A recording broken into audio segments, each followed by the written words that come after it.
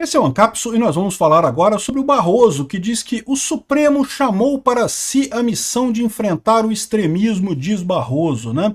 E o que me chamou a atenção nessa frase é que ela é muito parecida com a justificativa que os militares deram para o ato institucional número 1, lá do dia 6 de abril de 64, né? Não, que a Revolução Vitoriosa é o poder constituinte, não sei o que lá. E é isso aí, nós nos demos o direito de dar essa regra, né? É o que o STF está fazendo efetivamente, é o golpe do STF. Da mesma forma que a gente vai ver aqui o pessoal criticando os absurdos que foram ditos no AI-1, né, no ato institucional número 1, no futuro vão haver artigos criticando essas frases dos ministros do STF por causa do absurdo que eles falam também. É coisas totalmente sem sentido, né? O Barroso estava lá nessa Brasil, ele não estava lá, ele mandou um vídeo. Barroso é dos que tá com medo, amigo. O Gilmar Mendes tem que pelo menos conceder que o cara foi corajoso. Pegou um avião, pegou o vistozinho dele lá, foi lá nos Estados Unidos e foi lá e deu palestra pro pessoal lá na Brasil Conference, lá nos Estados Unidos. O Barroso, não, vou ficar aqui no Brasil mesmo, não tô com vontade de ver o Mickey não, tô com medo do Pateta, né? Pois é, ficou por aqui, mas mandou um vídeo que ele fala essa besteira. Essa notícia foi sugerida por Jonas Pires, Peter é um Viking e várias outras pessoas. Obrigado aí ao pessoal que sugeriu notícias lá no nosso site, no visãolibertaria.com, e obrigado a você que está assistindo o nosso vídeo. Se você gosta do nosso conteúdo, por favor, deixa o seu like, se inscreva aqui no canal, né? Pois bem, o Supremo chamou para si a missão de enfrentar o extremismo. Ou seja, o que ele está dizendo aqui?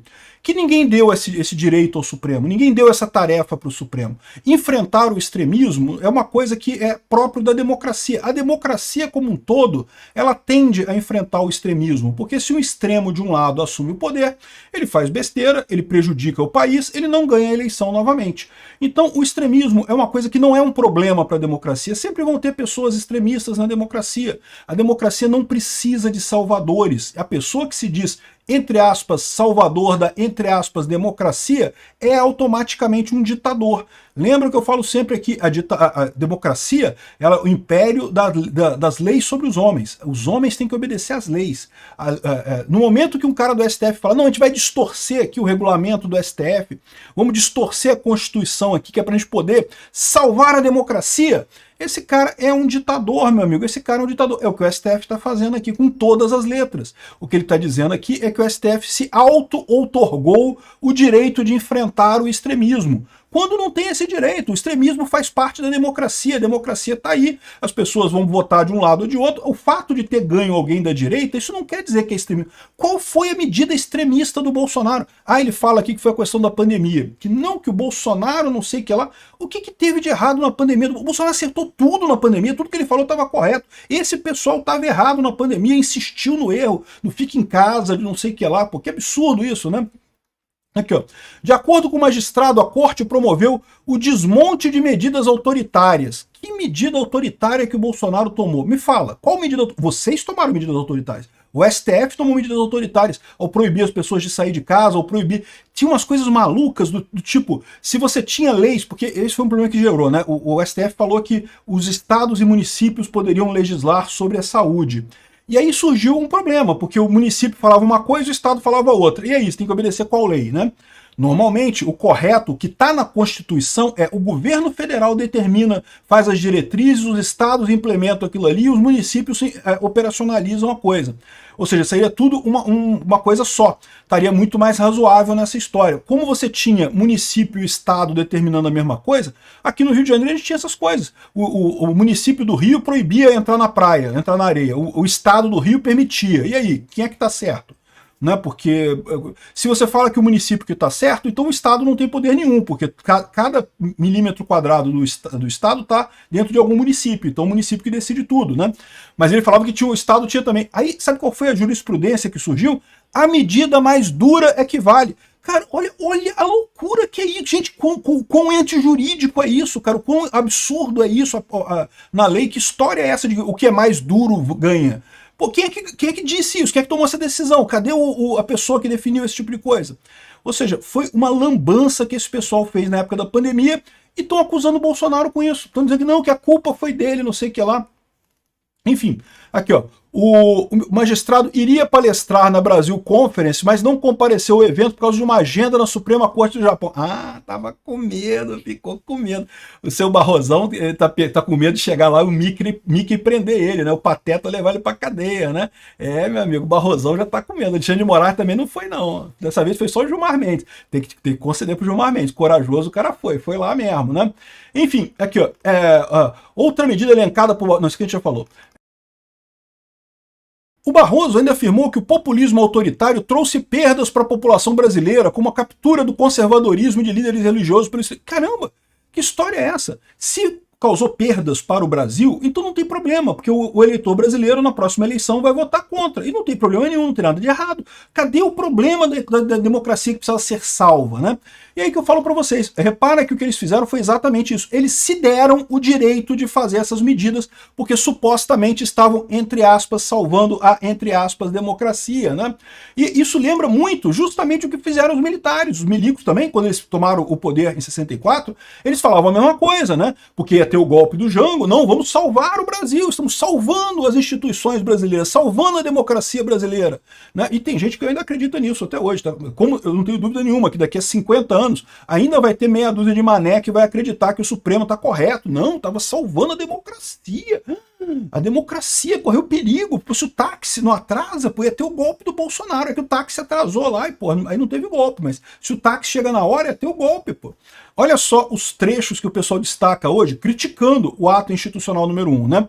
Eu já falei isso aqui em outras opiniões, em outras situações, né, em outros vídeos, mas o golpe brasileiro, de fato, foi no dia 9 de abril, eu achei que era 6 de abril, eu não lembro, no início de abril. Foi lá no iníciozinho de abril, né? Quando teve os tanques descendo para o Rio de Janeiro, e daí o Jango fugindo e coisa e tal, até aí não teve golpe nenhum. A Câmara, né, tornou o cargo indisponível, assumiu o presidente da Câmara, até aí tá tudo certo, não tinha nada de errado até aí, nenhum golpe, nada. Mas aí, quando veio no dia 9 de abril, tá aqui, ó, AI-1.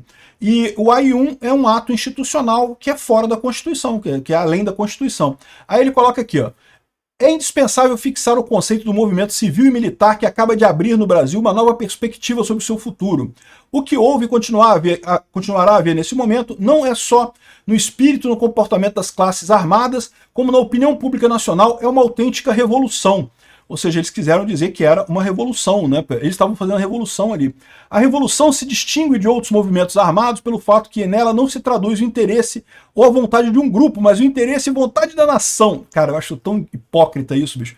Ele está falando aqui a mesma coisa que o Barroso está falando. O Barroso diz que não, que a gente fez isso porque o povo brasileiro queria, que o populismo autoritário trouxe perdas para a população brasileira. Como é que você sabe, pô? Você sabe disso? Você tem o quê? Poderes telequinéticos para saber se a pessoa está pensando uma coisa ou outra? Eu acho que não. Eu discordo de você.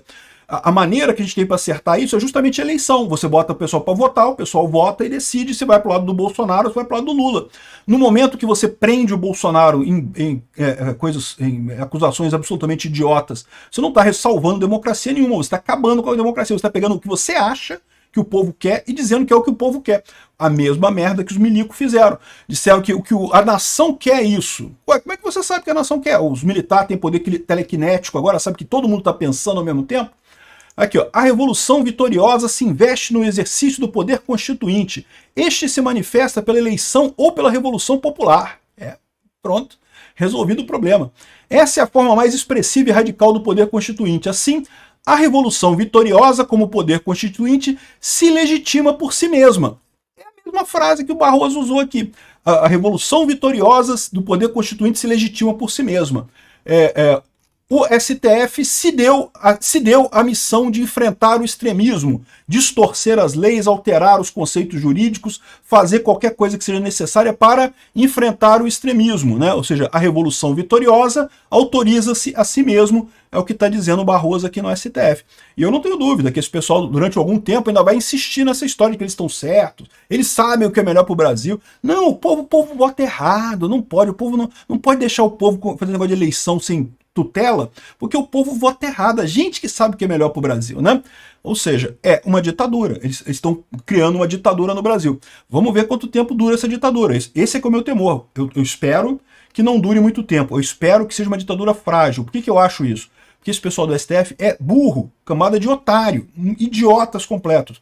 Então, não acho que vai durar muito tempo. Os militares, bem ou mal, também eram burros pra caralho, mas tinha um monte de tanque, um monte de coisa armada, um monte de canhão, né? E pessoas burras com canhão meio que tem um argumento, costuma ser melhor do que o argumento do pessoal inteligente desarmado. Então, por isso o golpe de 64 durou 20 anos. O golpe agora de 2022, eu não sei quanto tempo vai durar. Aliás, o golpe de 2019, porque foi em 2019 que eles começaram com o inquérito das fake news. Tá mais do que na cara. O golpe foi dado em 2019. Enfim, e o Barroso explicando aqui o AI-1 deles, né? Não, porque a gente se deu o direito, a gente decidiu que a gente que vai fazer isso daí, pronto, acabou. Não tem Constituição, não tem votação popular, não tem projeto de lei aprovado no Congresso, a gente decidiu que a gente vai combater o extremismo do jeito que der na nossa vontade, do jeito que der na telha. É isso daí, Barroso, está entregando frases para a história. Essas frases todas, começando com perdeu o mané, vão entrar para a história certamente.